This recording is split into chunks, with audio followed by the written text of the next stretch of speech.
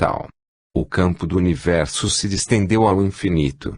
Acompanhou-se a formação gradual da Terra e dos astros, segundo leis eternas e imutáveis, que dão testemunho bem maior da grandeza e da sabedoria de Deus, do que uma criação miraculosa, tirada repentinamente do nada, qual mutação à vista, por efeito de súbita ideia da divindade, após uma eternidade de nação.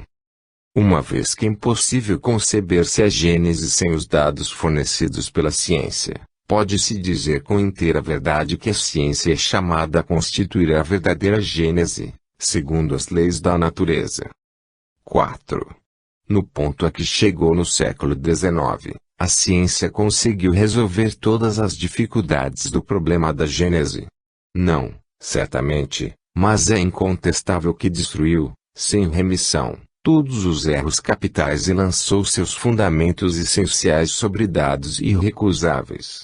Os pontos ainda duvidosos não passam, a bem dizer, de questões de detalhes, cuja solução, qualquer que venha a ser no futuro, não poderá prejudicar o conjunto. Acresce notar, apesar dos recursos que ela tem tido à sua disposição, que lhe faltou até agora um elemento importante, sem o qual jamais a obra poderia completar-se. 5. De todas as gêneses antigas, a que mais se aproxima dos modernos dados científicos, a despeito dos erros que contém, hoje mais do que evidentes, é incontestavelmente a de Moisés.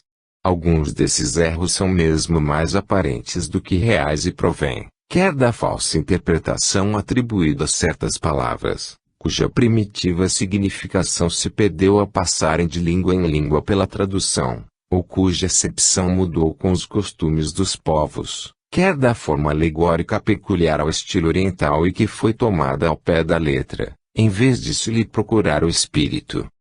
6. A Bíblia, evidentemente, encerra fatos que a razão, desenvolvida pela ciência, não poderia hoje aceitar e outros que parecem estranhos e repelentes, porque resultam de costumes que já não são os nossos. Mas, a par disso, haveria parcialidade em não se reconhecer que ela contém grandes e belas coisas. A alegoria ocupa ali considerável espaço, ocultando sob o seu véu sublimes verdades, que se tornam claras desde que se desça ao âmago do pensamento, pois logo o absurdo desaparece. Por que, então, não se lhe ergueu mais cedo o véu? De um lado, por falta de luzes que só a ciência e uma sã filosofia podiam fornecer e, de outro lado, por efeito do princípio da imutabilidade absoluta da fé, consequência de um respeito demasiado cego à letra, sob o qual a razão devia inclinar-se, e pelo temor de comprometer a estrutura das crenças, erguida sob o sentido literal. Como tais crenças partissem de um ponto primitivo, temeu-se que, se o primeiro anel da cadeia se rompesse, todas as malhas da rede acabassem por se separar. Fecharam-se então os olhos obstinadamente. Mas fechar-se os olhos ao perigo não é evitá-lo.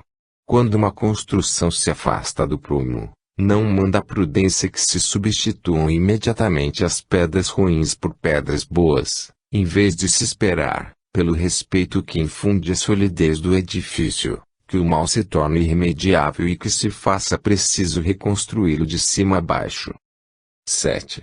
Ao levar suas investigações às entranhas da terra e às profundezas dos céus, a ciência demonstrou, de maneira incontestável, os erros da gênese mosaica tomada ao pé da letra e a impossibilidade material de se terem as coisas passado como são ali textualmente referidas. Ora, assim procedendo, a ciência desferiu fundo golpe em crenças seculares. A fé ortodoxa se sobressaltou, porque julgou que lhe tiravam a pedra fundamental. Mas com quem havia de estar a razão? Com a ciência, marchando prudente e progressivamente pelos terrenos sólidos dos algarismos e da observação, sem nada afirmar antes de ter as provas na mão, ou com uma narrativa escrita numa época em que faltavam absolutamente os meios de observação. Afinal de contas, quem deve levar a melhor? Aquele que diz que 2 e 2 fazem 5 e se nega a verificar, ou aquele que diz que 2 e 2 fazem 4 e comprova o que afirma? 8. Mas, objetam, se a Bíblia é uma revelação divina, então Deus se enganou. Se não é uma revelação divina, deixa de ter autoridade e a religião desmorona, por falta de base. Ora, de duas coisas uma, ou a ciência está em erro ou tem razão. Se tem razão, não pode fazer seja verdadeira uma opinião que lhe é contrária. Não há revelação que se possa sobrepor à autoridade dos fatos. Incontestavelmente, não é possível que Deus, sendo todo verdade, induza os homens em erro, nem consciente, nem inconscientemente, sem o que não seria Deus. Logo, se os fatos contradizem as palavras que lhes são atribuídas, o que se deve logicamente concluir é que ele não as pronunciou, ou que tais palavras foram entendidas em sentido oposto ao que lhes é próprio. Se, com semelhantes contradições, a religião sofre dano, a culpa não é da ciência, que não pode fazer que o que a deixe de ser, mas dos homens, por haverem, prematuramente, estabelecido dogmas absolutos, dos quais fizeram questão de vida ou de morte, sobre hipóteses suscetíveis de serem desmentidas pela experiência. Há coisas com cujo sacrifício temos de resignar-nos, queiramos ou não, quando não consigamos evitá-lo.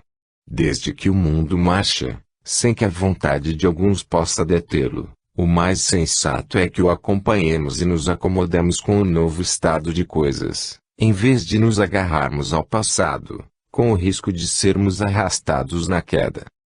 9. A fim de guardar respeito aos textos sagrados, dever-se obrigar a ciência a calar-se.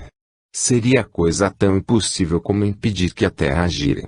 As religiões, sejam quais forem, jamais ganharão qualquer coisa em sustentar erros manifestos. A ciência tem por missão descobrir as leis da natureza. Ora, como essas leis são obra de Deus, não podem ser contrárias às religiões que se baseiam na verdade. Lançar anátema ao progresso, por atentatório à religião, é lançá-lo à própria obra de Deus. Mas ainda, é trabalho inútil, porquanto nem todos os anátemas do mundo seriam capazes de impedir que a ciência avance e que a verdade abra caminho. Se a religião se nega a avançar com a ciência, esta avançará sozinha. 10. Somente as religiões estacionárias podem temer as descobertas da ciência. Tais descobertas só são funestas às que se deixam distanciar pelas ideias progressistas, imobilizando-se no absolutismo de suas crenças. Elas, em geral, fazem da divindade uma ideia tão mesquinha que não compreendem que assimilar as leis da natureza, que a ciência revela, é glorificar a Deus em suas obras. Mas, na sua cegueira, preferem render homenagem ao espírito do mal. Uma religião que não estivesse, sobre nenhum ponto, em contradição com as leis da natureza nada teria que temer do progresso e seria invulnerável. 11. A Gênese compreende duas partes, a história da formação do mundo material e a da humanidade, considerada em seu duplo princípio, corpóreo e espiritual. A ciência tem se limitado à pesquisa das leis que regem a matéria. No próprio homem, ela apenas estudou o estudo envoltório carnal. Sob esse aspecto, chegou a inteirar-se, com uma precisão incontestável, das partes principais do mecanismo do universo e do organismo humano. Assim, sobre esse ponto capital, pode completar a Gênese de Moisés e retificar suas partes defeituosas. Mas a história do homem, considerado como ser espiritual, se prende a uma ordem especial de ideias que não são do domínio da ciência propriamente dita e das quais, por este motivo, não constituem objeto de suas investigações. A filosofia, a cujas atribuições pertence, mais particularmente, esse gênero de estudos, apenas tem formulado, sobre o ponto em questão, sistemas contraditórios, que vão desde a mais pura espiritualidade até a negação do princípio espiritual e mesmo de Deus, sem outras bases afora as ideias pessoais de seus autores. Tem, pois, deixado sem decisão o assunto, por falta de um controle suficiente. 12. Esta questão, no entanto, É a mais importante para o homem, porque envolve o problema do seu passado e do seu futuro. A do mundo material só o afeta indiretamente. O que lhe importa saber, antes de tudo, é de onde veio e para onde vai, se já viveu, se ainda viverá e qual a sorte que lhe está reservada. Sobre todas essas questões, a ciência se conserva muda. A filosofia apenas emite opiniões que concluem em sentido diametralmente oposto, mas que, pelo menos, permitem a sua discussão, o que faz com que muitas pessoas se coloquem do seu lado, de preferência a seguirem a religião, que nada discute. 13. Todas as religiões estão de acordo quanto ao princípio da existência da alma, sem, contudo, o demonstrarem. Entretanto, não concordam quanto à sua origem, nem com relação ao seu passado e ao seu futuro, nem, principalmente, e isto é o essencial, quanto às condições de que depende a sua sorte vindoura. Em sua maioria, elas apresentam, do futuro da alma, e o impõem à crença de seus adeptos, um quadro que somente a fé cega pode aceitar, mas que é incapaz de suportar um exame sério. Como o destino que elas fazem da alma está ligado aos seus dogmas, as ideias que se faziam nos tempos primitivos sobre o mundo material e o mecanismo do universo, o destino que elas atribuem à alma não se concilia com o estado atual dos conhecimentos. Não podendo, pois, se não perder com o exame e a discussão, as religiões acham mais simples proscrever os dois. 14. Essas divergências no tocante ao futuro do homem geraram a dúvida e a incredulidade. Entretanto, a incredulidade dá lugar a um penoso vácuo. O homem encara com ansiedade o desconhecido, em que cedo ou tarde terá que penetrar fatalmente. A ideia do nada lhe regela. Diz-lhe a consciência que alguma coisa lhe está reservada para além do presente. Que será? Sua razão, já desenvolvida, não lhe permite mais admitir as histórias com que o acalentaram na infância, nem a alegoria como realidade. Qual o sentido dessa alegoria? A ciência rasgou-lhe uma ponta do véu, mas não revelou o que mais lhe importa saber. Ele interroga em vão, porém, ela nada lhe responde de maneira decisiva e capaz de acalmar suas apreensões. Por toda parte depara com a afirmação a se chocar com a negação, sem que se apresentem provas positivas tanto de um lado quanto de outro.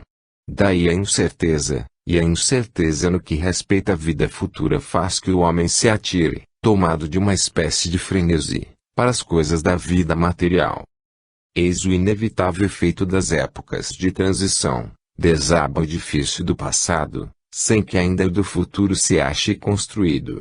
O homem se assemelha ao adolescente, que, já não tendo a crença ingênua dos seus primeiros anos, ainda não possui os conhecimentos da idade madura. Apenas sente vagas aspirações, que não sabe definir. 15. Se a questão do homem espiritual permaneceu até agora em estado de teoria, é que faltavam os meios de observação direta, existentes para comprovar o estado do mundo material, de modo que o campo permaneceu aberto às concepções do espírito humano. Enquanto o homem não conheceu as leis que regem a matéria e não pôde aplicar o método experimental, vagou de sistema em sistema, no tocante ao mecanismo do universo e à formação da Terra. O que se deu na ordem física deu-se também na ordem moral. Para fixar as ideias, faltou o elemento essencial, o conhecimento das leis que regem o princípio espiritual. Tal conhecimento estava reservado à nossa época, como das leis da matéria foi obra dos 2 últimos séculos. 16. Até o presente, o estudo do princípio espiritual, compreendido na metafísica, foi puramente especulativo e teórico. No espiritismo, é inteiramente experimental. Com o auxílio da faculdade mediúnica, hoje mais desenvolvida e, sobretudo, generalizada e mais bem estudada, o homem se achou de posse de um novo instrumento de observação. A mediunidade foi, para o mundo espiritual, o que o telescópio representou para o mundo astral e o microscópio para o dos infinitamente pequenos. Permitiu que se explorassem, estudassem, por assim dizer, diviso, com os próprios olhos, as relações daquele mundo com o mundo corpóreo, que, no homem vivo, se destacasse do ser material ou ser inteligente que se observassem os dois atuar separadamente. Uma vez estabelecidas as relações com os habitantes do mundo espiritual, tornou-se possível ao homem seguir a alma em sua marcha ascendente, em suas migrações, em suas transformações. Pôde-se, enfim, estudar o elemento espiritual.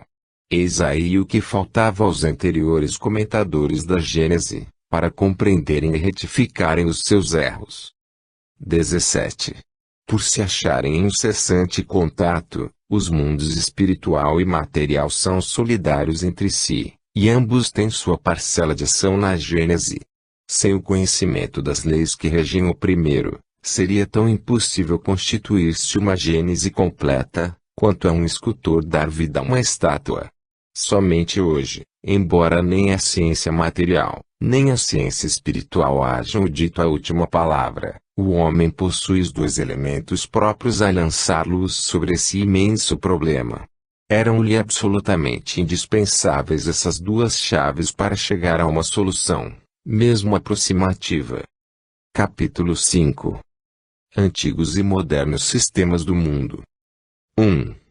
A primeira ideia que os homens formaram da Terra, do movimento dos astros e da constituição do universo, houve de basear-se, em sua origem, unicamente no testemunho dos sentidos. Ignorando as leis mais elementares da física e das forças que regem a natureza, e não dispondo senão da vista limitada como meio de observação, só podiam julgar pelas aparências. Vendo o sol aparecer pela manhã, de um lado do horizonte, e desaparecer à tarde, do lado oposto, concluíram naturalmente que ele girava em torno da Terra, conservando-se essa imóvel. Se então lhes dissessem que se dá exatamente o contrário, responderiam não ser possível tal coisa, objetando, vemos que o Sol muda de lugar e não sentimos que a Terra se mexa. 2. A pequena extensão das viagens, que naquela época raramente ultrapassava os limites da tribo do vale, não permitia que se comprovasse a esfericidade da Terra. Como, ademais, haviam de supor que a Terra fosse uma bola. Em tal caso, os homens só poderiam manter-se nos pontos mais elevados. Supondo habitada em toda a superfície, como poderiam viver no hemisfério oposto, com a cabeça para baixo e os pés para cima? O fato lhes pareceria menos possível ainda com o movimento de rotação. Quando, mesmo nos nossos dias, em que se conhece a lei de gravitação, se vê em pessoas relativamente esclarecidas não perceberem esse fenômeno, como nos admirarmos de que os homens das primeiras idades não o tenham, sequer, suspeitado. Para eles, pois, a Terra era uma superfície plana e circular, qual uma mó de moinho, estendendo-se a perder de vista na direção horizontal. Daí a expressão ainda em uso, ir ao fim do mundo. Desconheciam-lhe os limites, a espessura, o interior, a face inferior e tudo o que lhe ficava por baixo. Nota de Acá, a mitologia hindu ensinava que, ao entardecer, o astro do dia se despojava de sua luz e atravessava o céu durante a noite com uma face obscura. A mitologia grega representava o carro de Apolo puxado por 4 cavalos. Anaximandro, de Mileto, sustentava, segundo Plutarco, que o Sol era um carro cheio de fogo muito vivo, que se escapava por uma abertura circular. Epicuro, segundo uns, teria emitido a opinião de que o Sol se acendia pela manhã e se apagava à noite nas águas do oceano. Outros pensavam que ele considerava esse astro uma pedra pomes aquecida até a incandescência. Anaxágoras o tomava por um ferro incandescente, do tamanho do Peloponeso. Coisa singular.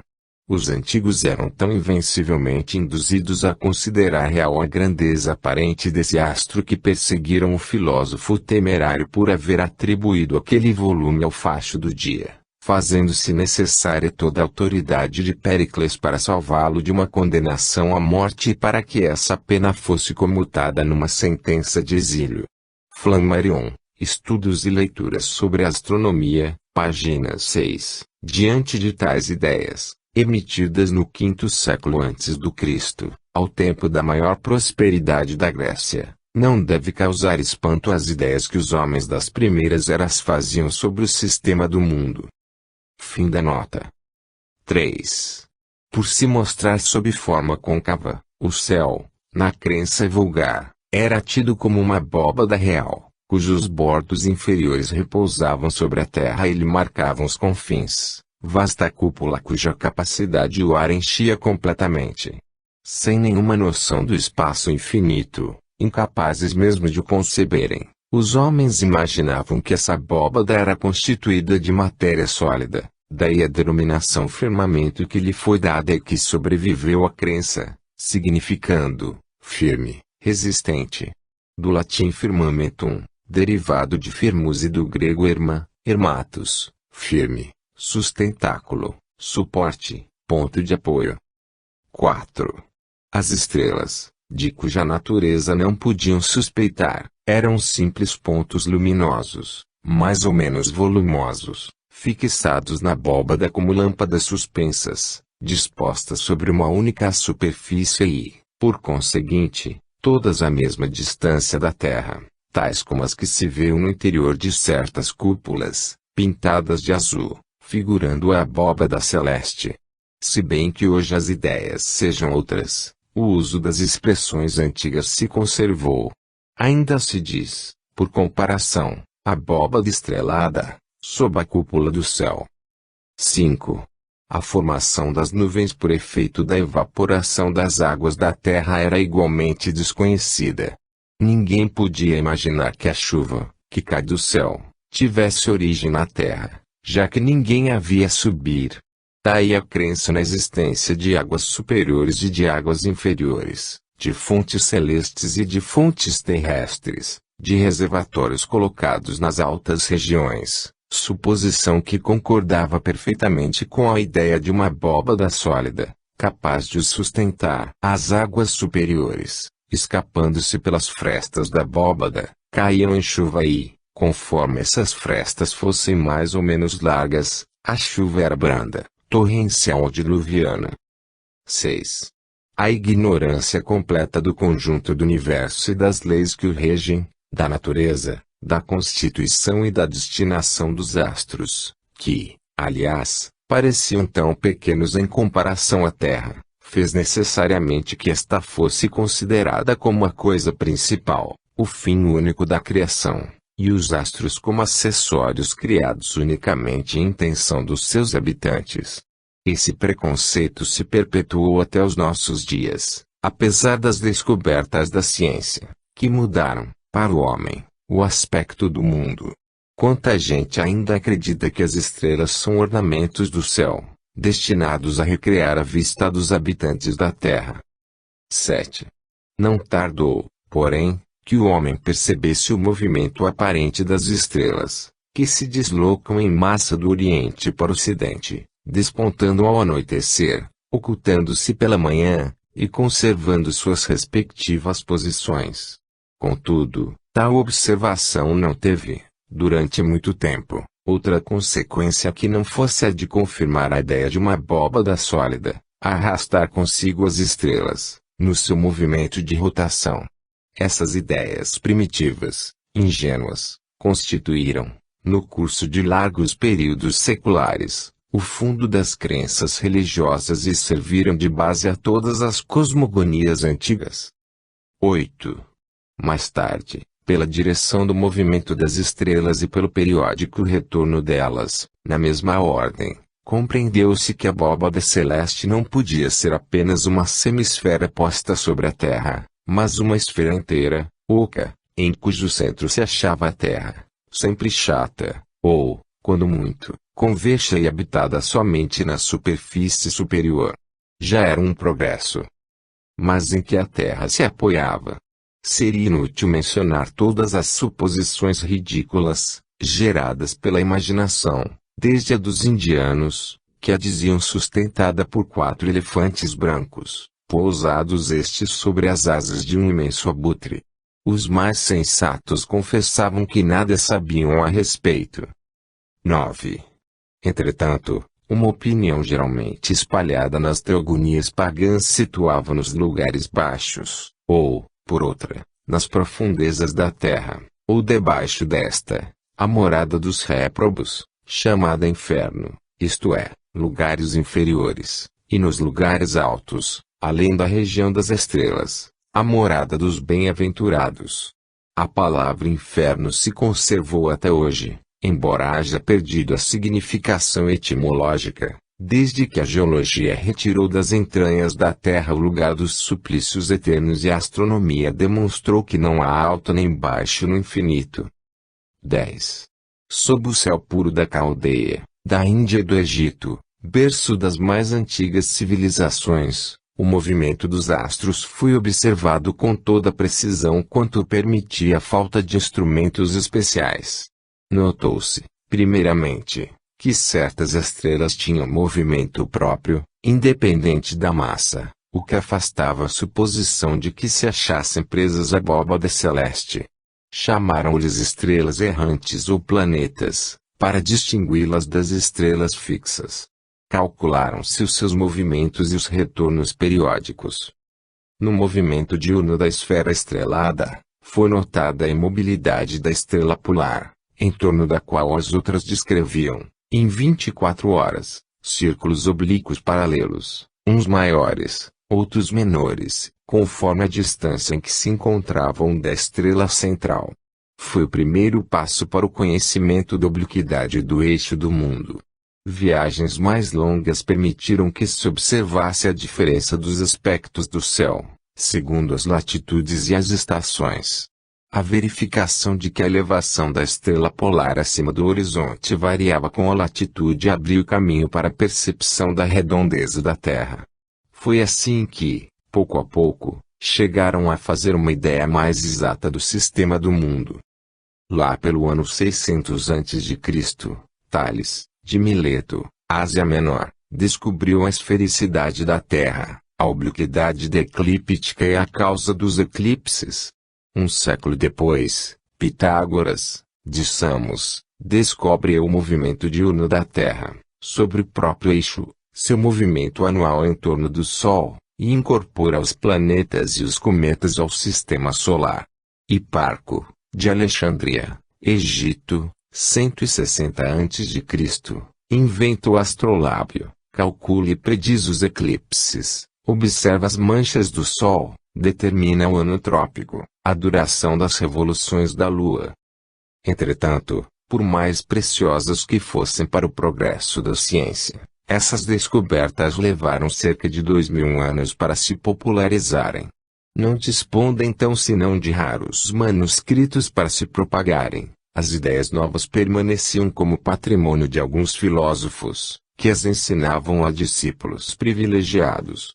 As massas, que ninguém cuidava de esclarecer, não tiravam qualquer proveito delas e continuavam a nutrir-se das velhas crenças. 11. Por volta do ano 140 da era cristã, Ptolomeu, um dos homens mais ilustres da escola de Alexandria, combinando suas próprias ideias com as crenças vulgares e com algumas das mais recentes descobertas astronômicas, compôs um sistema que se pode qualificar de misto, que traz o seu nome e que, durante cerca de 15 séculos, foi o único a ser adotado pelo mundo civilizado. Segundo o sistema de Ptolomeu, a Terra é uma esfera posta no centro do universo e composta de 4 elementos: terra, água, ar e fogo. Essa primeira região, dita elementar.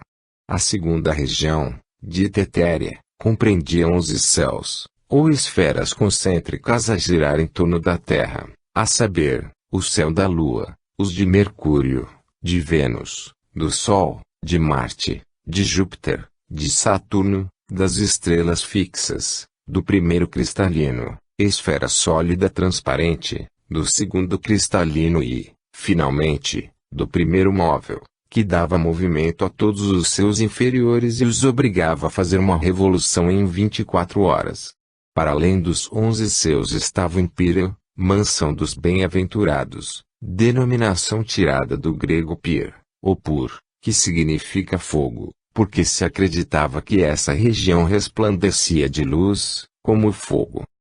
A crença em muitos seus superpostos prevaleceu por longo tempo, embora o seu número variasse.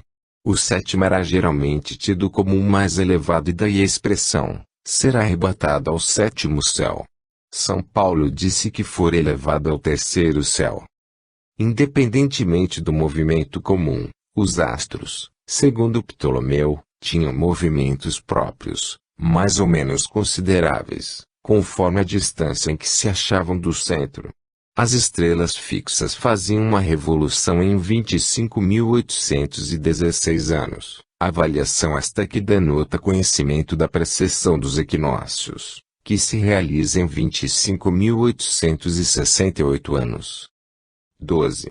No começo do século XVI, Copérnico, célebre astrônomo, nascido em Thorn, Prússia, no ano de 1472 e morto em 1543, reconsiderou as ideias de Pitágoras e concebeu um sistema que, confirmado todos os dias por novas observações, teve acolhimento favorável e não tardou a suplantar o de Ptolomeu. Segundo o sistema de Copérnico, o Sol está no centro e ao seu derredor os astros descrevem órbitas circulares, sendo a Lua um satélite da Terra.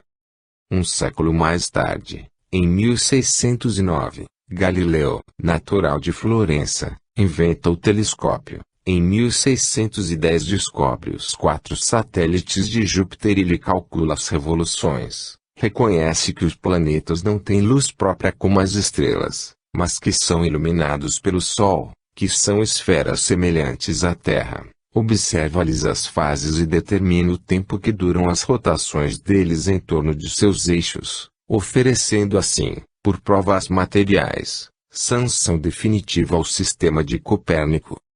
Desmoronou, então, o sistema dos céus superpostos. Reconheceu-se que os planetas são mundos semelhantes à Terra e, sem dúvida, também habitados, que as estrelas são inumeráveis sóis, prováveis centros de outros tantos sistemas planetários, sendo o próprio Sol reconhecido como uma estrela, centro de um turbilhão de planetas que se lhe acham sujeitos. As estrelas deixaram de estar confinadas numa zona da esfera celeste, para estarem irregularmente disseminadas pelo espaço sem limites, encontrando-se em distâncias incomensuráveis, umas das outras, as que parecem tocar-se, sendo as aparentemente menores as mais afastadas de nós e as maiores as que nos estão mais próximas, porém, ainda assim, há centenas de bilhões de léguas. Os grupos que tomaram o nome de constelações não passam de agregados aparentes, causados pela distância. Suas figuras nada mais são que efeitos de perspectiva, como as que são formadas pelas luzes espalhadas por uma vasta planície, ou as árvores de uma floresta, aos olhos de quem as observa colocada num ponto fixo. Na realidade, porém, tais grupamentos não existem. Se pudéssemos nos transportar para a região de uma dessas constelações, à medida que nos aproximássemos dela, a sua forma se desmancharia e novos grupos se desenhariam à nossa vista. Ora, desde que esses grupos só existem na aparência, a significação que uma crença supersticiosa lhe atribui é ilusória e somente pode existir na nossa imaginação. Para se distinguirem as constelações, deram-lhe nomes como estes: Leão, Touro, Gêmeos, Virgem, Balança, Capricórnio, Câncer, Órion, Hércules, Grande Ursa ou Carro de Davi, Pequena Ursa, Lira etc. E, para representá-las, atribuíram-lhes as formas que esses nomes lembram, fantasiosas em sua maior parte e, em nenhum caso, guardando qualquer relação com a forma aparente desses grupos de estrelas. Será, pois, inútil, procurar tais formas no céu. A crença na influência das constelações, sobretudo das que constituem os 12 signos do zodíaco, proveio da ideia ligada aos nomes que elas trazem. Se tivessem dado o nome de asno ou de ovelha à constelação que se chama Leão, certamente lhe teriam atribuído outra influência. 13. A partir de Copérnico e Galileu, as velhas cosmogonias desapareceram para sempre. A astronomia só podia avançar, e não recuar. A história fala das lutas que esses homens de gênio tiveram de sustentar contra os preconceitos e, sobretudo, contra o espírito de seita, interessado na manutenção de erros sobre os quais se haviam fundado crenças, supostamente firmadas em bases inabaláveis. Bastou a invenção de um instrumento de óptica para derrubar uma construção de muitos milhares de anos. Mas nada poderia prevalecer contra uma verdade reconhecida como tal. Graças à imprensa, o público, iniciado nas novas ideias, começou a não se deixar embalar com ilusões e tomou parte na luta. Já não era contra alguns indivíduos que se tinha de combater, mas contra a opinião geral, que advogava a causa da verdade. Quão grande é o universo em face das mesquinhas proporções que nossos pais lhe acenavam. Quanto é sublime a obra de Deus, quando a vemos realizar-se segundo as eternas leis da natureza. Mas também, quanto tempo, que esforços do gênio e quantos devotamentos se fizeram necessários para descerrar os olhos das criaturas e arrancar-lhes, afinal, a venda da ignorância. 14. Desde então, estava aberto o caminho em que ilustres e numerosos cientistas iam enverdar, a fim de completarem a obra encetada. Na Alemanha, Kepler descobre as célebres leis que trazem o seu nome e por meio das quais se reconhece que as órbitas que os planetas descrevem não são circulares, mas elípticas, em um dia cujos focos o Sol ocupa. Newton, na Inglaterra, descobre a lei da gravitação universal. Laplace, na França, cria a mecânica celeste.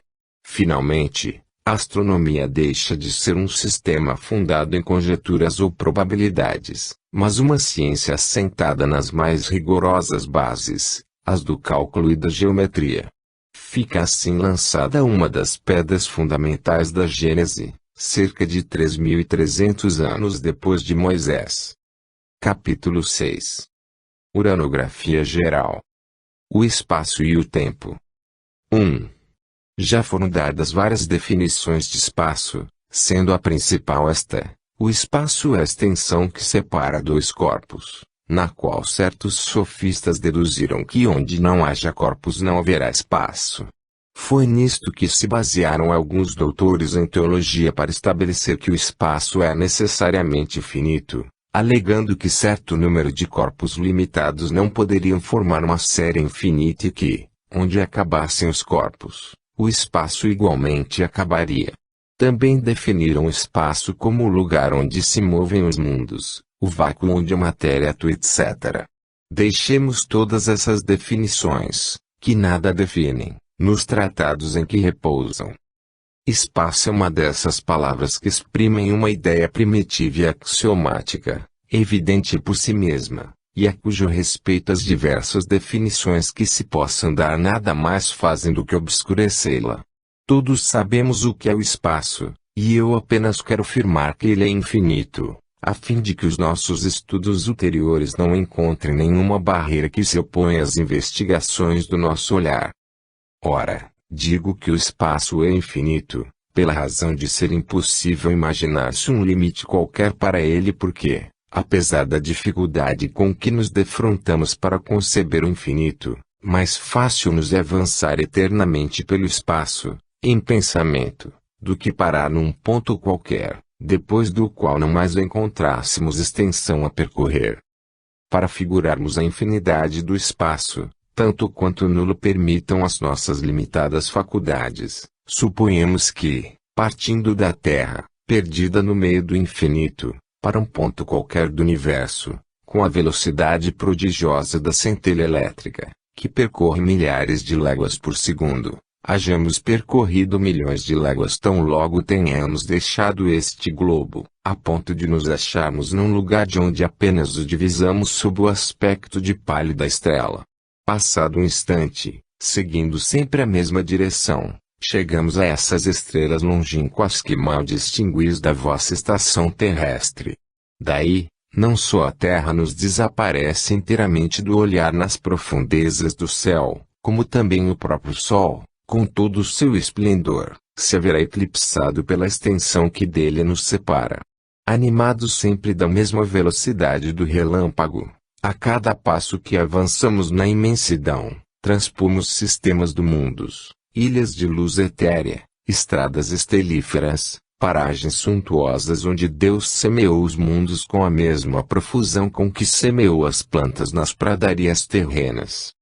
Ora, caminhando há poucos minutos e já centenas de milhões e milhões de léguas nos separam da Terra, bilhões de mundos nos passaram sob as vistas e, na realidade, não avançamos um só passo que seja no universo. Se continuarmos durante anos, séculos, milhares de séculos, milhões de períodos 100 vezes seculares e sempre com a mesma velocidade do relâmpago, nenhum passo igualmente teremos avançado, qualquer que seja o lado para onde nos dirijamos, a partir desse grãozinho invisível que deixamos e que se chama Terra. Eis aí o que é o espaço. 2. Como espaço, o tempo é também um termo que se define por si mesmo. Dele se faz ideia mais exata, relacionando-o com o todo infinito.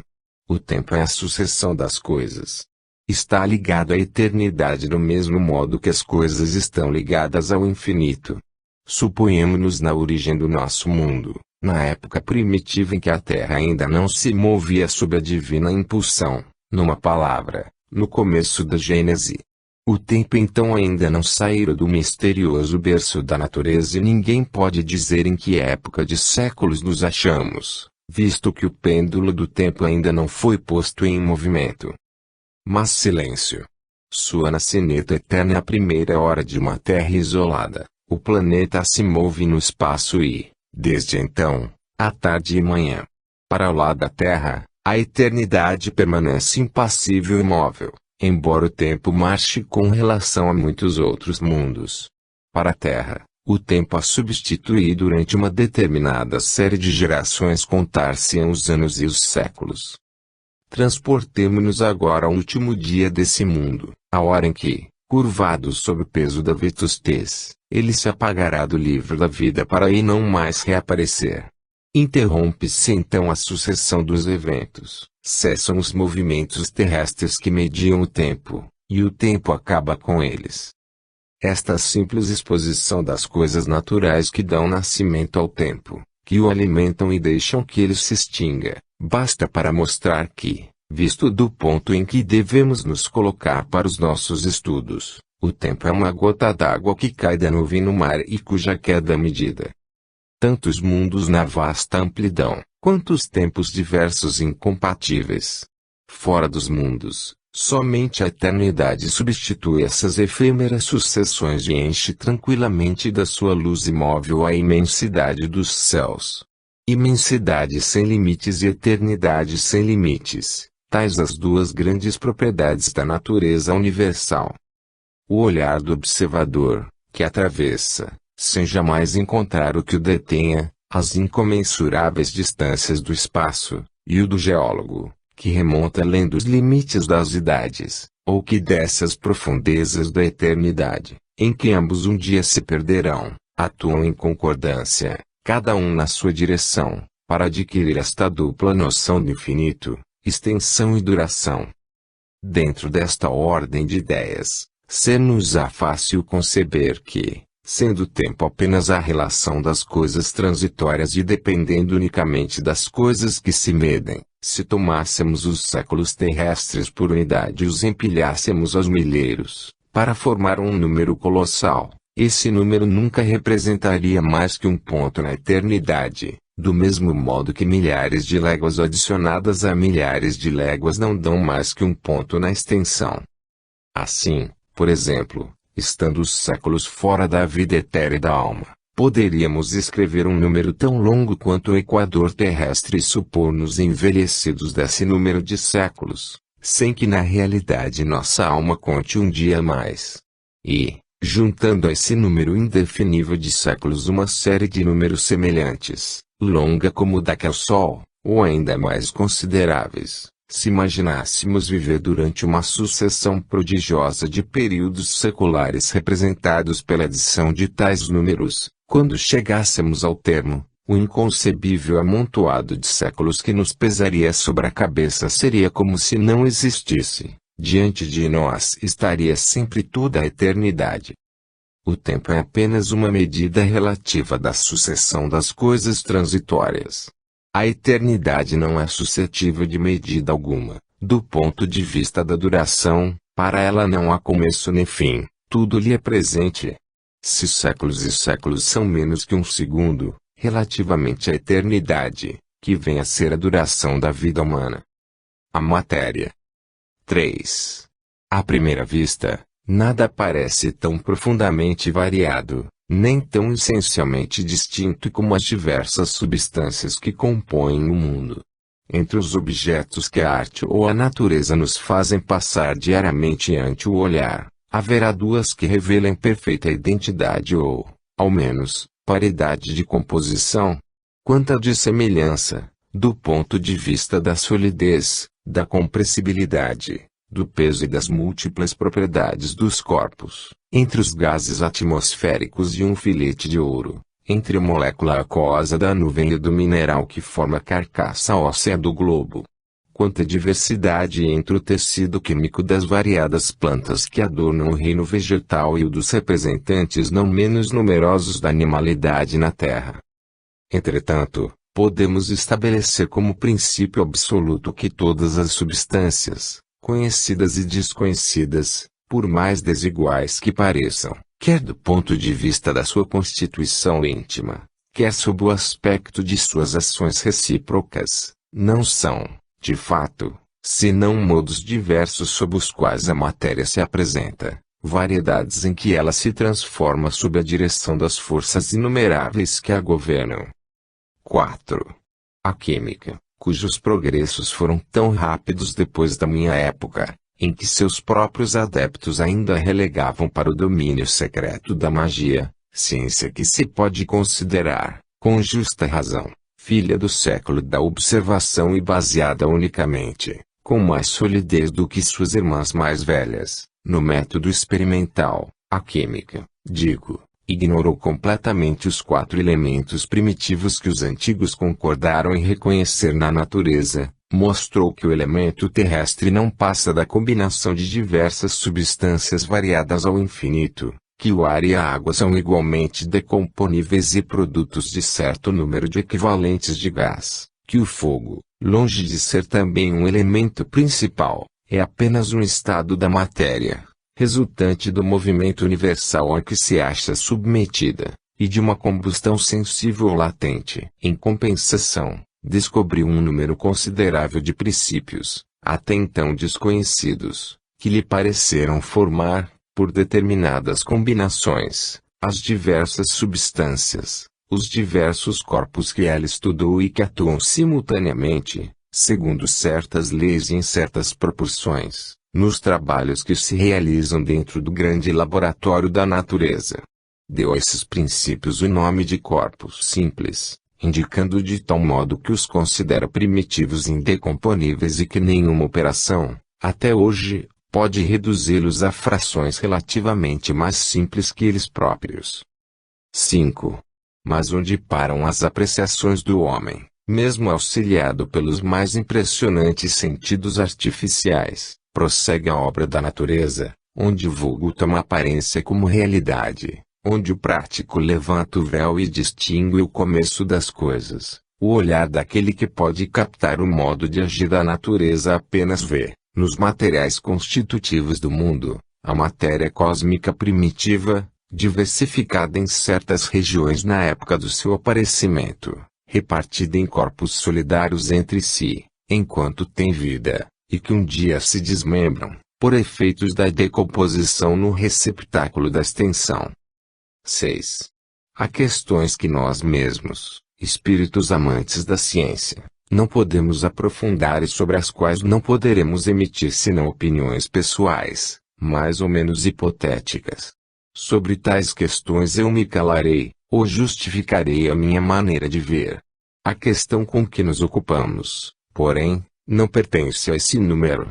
Aqueles, portanto, que fossem tentados a enxergar nas minhas palavras unicamente uma teoria ousada, direi, Abarcai, se for possível, com o olhar investigador, a multiplicidade das operações da natureza e reconhecereis que, se não se admitir a unidade da matéria, será impossível explicar, já não direi somente os sóis e as esferas, mas, sem ir tão longe, a germinação de uma semente na terra ou a produção de um inseto.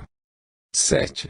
Se observa tão grande diversidade na matéria porque, sendo em número ilimitado as forças que presidiram as suas transformações e as condições em que estas se produziram, também as várias combinações da matéria não podiam deixar de ser ilimitadas. Logo, quer a substância que se considere pertença aos fluidos propriamente ditos, isto é, aos corpos imponderáveis, quer revista os caracteres e as propriedades ordinárias da matéria, não há, em todo o universo, senão uma única substância primitiva, o cosmo, ou matéria cósmica dos astrônomos. As leis e as forças. 8. Se um desses seres desconhecidos que consomem a sua existência efêmera no fundo das regiões tenebrosas do oceano, se um desses poligástricos, uma dessas nereidas, miseráveis animálculos que da natureza só conhecem os peixes ictiófagos e as florestas submarinas, recebesse de repente o dom da inteligência, a faculdade de estudar o seu mundo e de basear suas apreciações num raciocínio conjectural extensivo à universalidade das coisas, que ideia faria da natureza viva que se desenvolve no meio por ele habitado e do mundo terrestre que escapa ao campo de suas observações? Se, agora, por efeito maravilhoso do poder da sua nova faculdade, esse mesmo ser chegasse a elevar-se acima das suas trevas eternas, a galgar a superfície do mar, não distante das margens opulentas de uma ilha de esplêndida vegetação, banhada pelo sol fecundante, dispensador de calor benéfico, que juízo faria ele das suas antecipadas teorias sobre a criação universal? Não as baniria de pronto, substituindo-as por uma apreciação mais ampla, relativamente tão incompleta ainda quanto a primeira? Esta é a imagem, ó homens, da vossa ciência toda especulativa. Nota de Acá. Tal é também a situação dos negadores do mundo dos espíritos, quando, após se haverem despojado do envoltório carnal, contemplam os horizontes desse mundo que se desdobram à sua vista. Compreendem, então, como eram vazias as teorias com que pretendiam tudo explicar exclusivamente por meio da matéria. Entretanto, esses horizontes ainda lhes ocultam mistérios que só sucessivamente lhes são desvendados, à medida que os se elevam pela depuração. Desde, porém, os seus primeiros momentos no outro mundo, viam-se forçados a reconhecer a própria cegueira e como se achavam longe da verdade. Fim da nota. 9.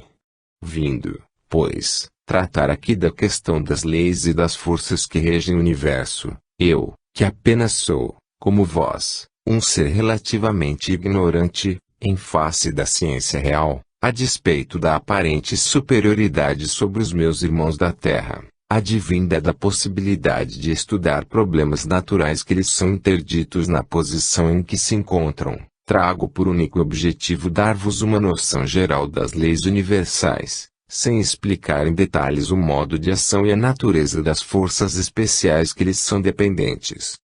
10.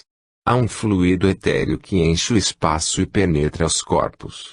Esse fluido é o éter, ou matéria cósmica primitiva, geradora do mundo e dos seres. São inerentes ao éter as forças que presidiram as metamorfoses da matéria, as leis imutáveis e necessárias que regem o mundo. Essas forças múltiplas, indefinidamente variadas segundo as combinações da matéria, localizadas segundo as massas, diversificadas em seus modos de ação, de acordo com as circunstâncias e os meios, são conhecidas na Terra sob os nomes de gravidade, coesão, afinidade, atração, magnetismo, eletricidade ativa. Os movimentos vibratórios do agente são conhecidos sob os nomes de som, calor, luz etc. Em outros mundos, elas se apresentam sobre outros aspectos, revelam outros caracteres desconhecidos na Terra e, Na imensa amplidão dos céus, forças em número indefinido se têm desenvolvido em escala inimaginável, cuja grandeza somos tão incapazes de avaliar quanto o crustáceo, no fundo do oceano, para apreender a universalidade dos fenômenos terrestres. Nota de Acá: só nos reportamos ao que conhecemos, porquanto, do que escapa à percepção dos nossos sentidos não compreendemos mais do que compreende o cego de nascença acerca dos efeitos da luz e da utilidade dos olhos. É possível, pois, que em outros meios o fluido cósmico tenha propriedades, seja suscetível de combinações de que não fazemos nenhuma ideia, facultando percepções novas ou outros modos de percepção. Não compreendemos, por exemplo, que se possa haver sem os olhos do corpo e sem luz. Quem nos diz, porém, que não existam outros agentes que não a luz, aos quais são adequados organismos especiais? A vista sonambúlica, que não é detida nem pelos obstáculos materiais nem pela obscuridade, nos oferece um exemplo disso. Suponhamos que, num mundo qualquer, os seres sejam normalmente o que só excepcionalmente são os nossos sonâmbulos. Eles, sem precisarem da nossa luz, nem dos nossos olhos, verão que não podemos ver. Dá-se o mesmo com todas as outras sensações. As condições de vitalidade e de percepção, as sensações e as necessidades variam de conformidade com os meios. Fim da nota. Ora, assim como só há uma substância simples, primitiva, geradora de todos os corpos, porém diversificada em suas combinações, também todas essas forças dependem de uma lei universal diversificada em seus efeitos e que, pelos desígnios eternos, foi soberanamente imposta à criação, para lhe imprimir harmonia e estabilidade. 11. A natureza jamais se encontra em oposição a si mesma. Uma só é a divisa do brasão do universo: unidade, variedade. Remontando a escala dos mundos, encontra-se a unidade de harmonia e de criação, ao mesmo tempo que uma variedade infinita no imenso jardim de estrelas. Percorrendo os degraus da vida, desde o último dos seres até Deus, torna-se evidente a grande lei de continuidade. Considerando as forças em si mesmas, pode-se formar com elas uma série, cuja resultante, confundindo-se com a geratriz, é a lei universal. Não podeis apreciar esta lei em toda a sua amplitude, por serem restritas e limitadas as forças que a representam no campo das vossas observações. Entretanto, a gravitação e a eletricidade podem ser consideradas como uma larga aplicação da lei primordial, que impera para lá dos céus. Todas essas forças são eternas, explicaremos este termo, e universais como a criação. Sendo inerentes ao fluido cósmico, elas atuam necessariamente em tudo e em toda parte, modificando suas ações pela simultaneidade ou pela sucessão, predominando aqui, apagando-se ali, pujantes e ativas em certos pontos, latentes ou ocultas em outros, mas, afinal, preparando, dirigindo, conservando e destruindo os mundos em seus diversos períodos de vida, governando os maravilhosos trabalhos da natureza, onde quer que eles se executem, assegurando para sempre o eterno esplendor da criação. A criação primeira. 12. Depois de termos considerado o universo sob os pontos de vista gerais da sua composição, das suas leis e das suas propriedades, podemos estender os nossos estudos ao modo de formação que deu origem aos mundos e aos seres.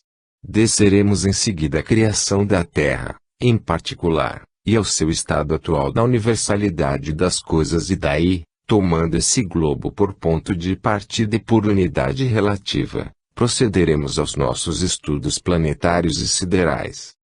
13. Se bem compreendemos a relação, ou antes, a oposição entre a eternidade e o tempo, se nos familiarizamos com a ideia de que o tempo não passa de uma medida relativa da sucessão das coisas transitórias, enquanto a eternidade é essencialmente una, imóvel e permanente, e não suscetível de qualquer medida, do ponto de vista da duração, compreenderemos que para ele não há começo nem fim. Por outro lado, Se fazemos uma ideia justa, embora necessariamente muito fraca, da infinidade do poder divino, compreenderemos como é possível que o universo haja existido sempre e sempre exista. Desde que Deus existiu, suas perfeições eternas